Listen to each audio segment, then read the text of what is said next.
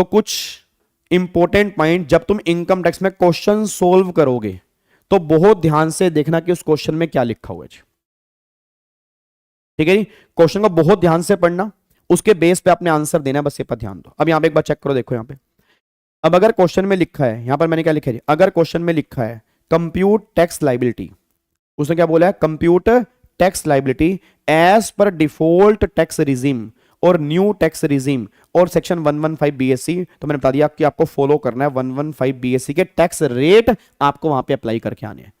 Sir क्या इसमें cess add करना है? अगर तुम सेस ऐड कर दोगे तो भी काम चल जाएगा, नहीं करोगे तो भी काम चल जाएगा। उसने सिर्फ टैक्स लाइबिलिटी मांगी है, उसने फाइनल टैक्स लाइबिलिटी नहीं मांगी है। तो अगर वो कह रहा है टैक्स लाइबिलिटी बताओ, तो अगर तुम विदाउट सेस भी करके आ रहे हो तो भी काम सही है, और अगर सेस करके आ रहे हो तो भी सही है, नंबर दोनों के अंदर पूरे मिलेंगे। अगर इनमें से कोई वर्ड है तो 115 बीएससी यूज करके आना, बस ये बात ध्यान दीजिए। फिर अगर मान लो क्वेश्चन में लिखा है as per optional tax regime, as per normal tax regime, as per regular tax regime, as per shifting out of default tax regime, या opt out of default tax regime, या ओल्ड टैक्स रिजीम, इनमें से कोई भी word अगर लिखा है तो आपको फिर नॉर्मल रेट यूज करके आने हैं। नॉर्मल रेट मतलब वो 2.5 लाख, 3 लाख और 5 लाख वाले जो तुमने नॉर्मल पढ़े हैं, जो अभी हमने डिस्कस किया, इसमें कोई अमेंडमेंट नहीं आई, तो फिर तुम्हें ये वाले यूज करके आने हैं। एग्जाम में क्वेश्चन इसके भी चांसेस हैं, उसके भी हैं, ज्यादा चांसेस इसके हैं, थोड़े से कम इसके हैं, बट बनेगा दोनों में से, बस ये पर ध्यान देना चाहिए, क्योंकि दोनों स्कीम अभी एग्जिस्ट करती हैं और दोनों स्कीम लोग लेते हैं। तो क्वेश्चन बहुत ध्यान से पढ़ना कि उसने क्वेश्चन में किस स्कीम से क्वेश्चन बोला हुआ है। ठीक है, उसके बाद अगर क्वेश्चन साइलेंट है, अगर क्वेश्चन साइलेंट है और एमसीक्यू है, एमसीक्यू है तो डिफॉल्ट स्कीम से करके आओगे। अगर क्वेश्चन साइलेंट है, एमसीक्यू है, डिफॉल्ट स्कीम से करके आओगे। अगर क्वेश्चन साइलेंट है और क्वेश्चन 5 नंबर का है, मान लो बड़ा क्वेश्चन आया 5 नंबर का, तो उसमें सुनो ध्यान से, आपको 115 बीएससी और ऑप्शनल स्कीम दोनों से टैक्स निकाल के आपको लेस जो टैक्स आएगा वो बताना पड़ेगा, बस ये पर ध्यान दो, क्योंकि उसने अगर नहीं बोला तो वो तुमसे जानना चाह रहा है कि दोनों में से स्कीम कौन सी बड़ी है। सर अगर इतना टाइम ही नहीं है, अगर लेस टाइम है तो बता दूं, अगर तुम्हारे पास लेस टाइम है तो पहले 115 बीएससी से निकालोगे, क्योंकि 115 बीएससी डिफॉल्ट स्कीम है। फिर मैं बोलूंगा अगर क्वेश्चन साइलेंट है, एमसीक्यूज के अंदर है, एमसीक्यूज के अंदर है, तो ऑलवेज आप क्या यूज करोगे, एमसीक्यूज के अंदर है तो ऑलवेज आप यूज करोगे अपना नॉर्मल 115 बीएससी जो डिफॉल्ट है। अगर बड़ा क्वेश्चन है 5 नंबर का, 8 नंबर का है, दोनों स्कीम से आंसर निकालना पड़ेगा। जो बेस्ट आंसर होगा, जो कम टैक्स वाला आंसर होगा, वो तुम्हें बताना पड़ेगा कि बेनिफिशियल स्कीम कौन सी है। सर कम टाइम बचा हुआ है, इतना टाइम है ही नहीं, तो फिर ऑलवेज प्रायोरिटी जो दोगे वो 115 बीएससी को दोगे, क्योंकि 115 बीएससी हमारी डिफॉल्ट स्कीम बन चुकी है, उसके बेस पर हमें आंसर लेके आना है। बट अगर टाइम है तो दोनों से निकाल के जो बेस्ट आंसर होगा वो आपको देके आना है, बस ये पर ध्यान दो। क्या मेरी बात समझ में आ रही है? डन।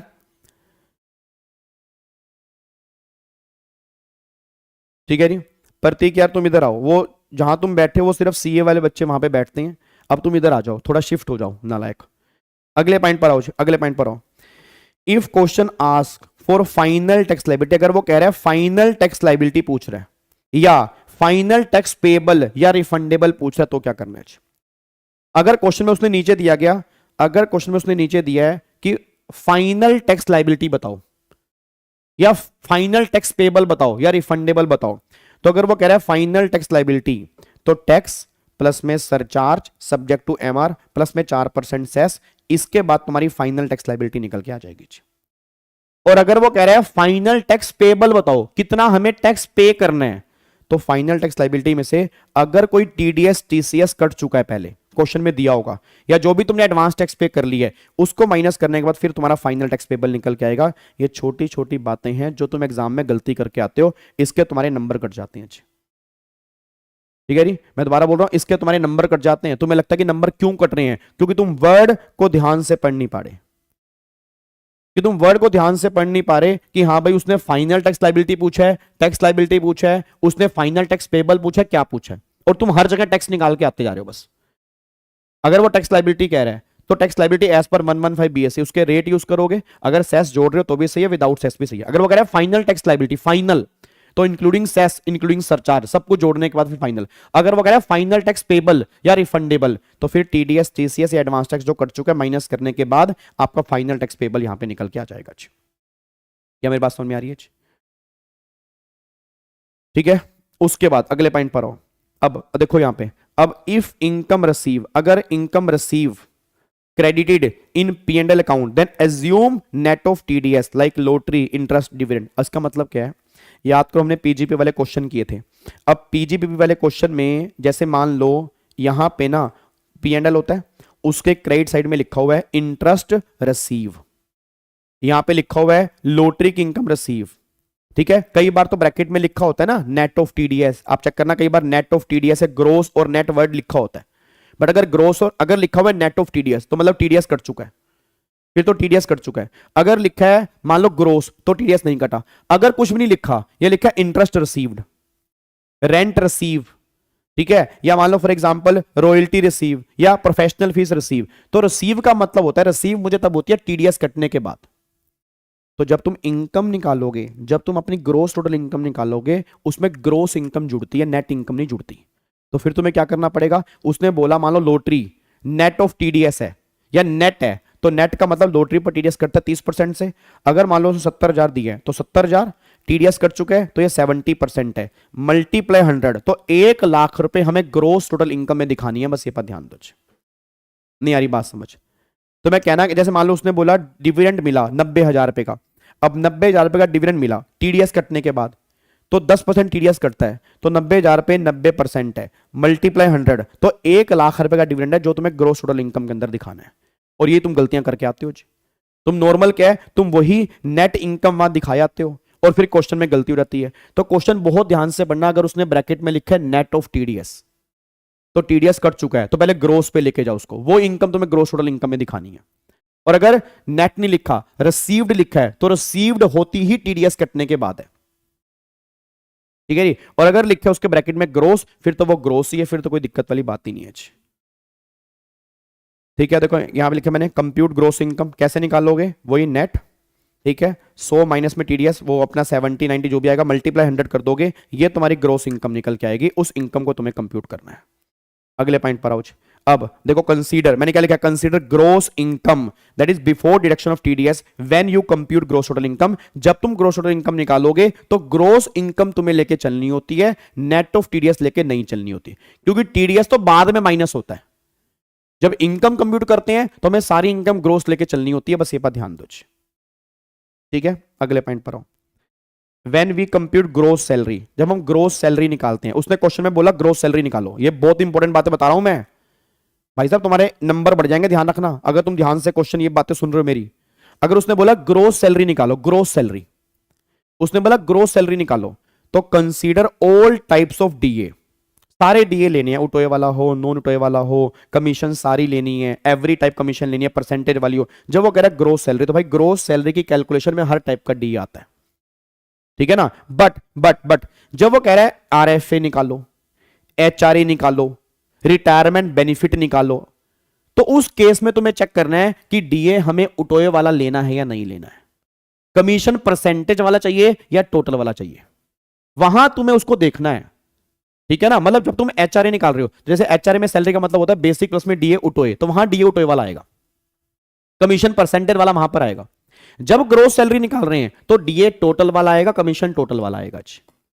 तो देखो जब हम निकाल रहे हैं आरएफए एचआरए रिटायर में, तो consider DA as per their provision, उनके जो प्रोविजन कहते हैं उसके बेस पर वहां पर डीए और कमीशन जोड़ने हैं, बस ये पर ध्यान देना चाहिए। तो जो डीए उठोए वाला लेते हैं या कमीशन जो तुम लेते हो परसेंटेज वाला, वो सिर्फ उस बेनिफिट के लिए लेते हो। जब वहां से ग्रोस सैलरी निकालते हो तो वहां पर सारा का सारा डीए और सारा का सारा कमीशन हमें जोड़ना पड़ता है, वहां पर उठोए उठोए वाली गेम नहीं चलती। क्या मेरी बात समझ में आ रही है? डन, कोई दिक्कत तो नहीं है? ठीक है, अगले पॉइंट पर आऊं। ठीक है जी, यहां तक क्लियर हो गया? यहां तक क्लियर है?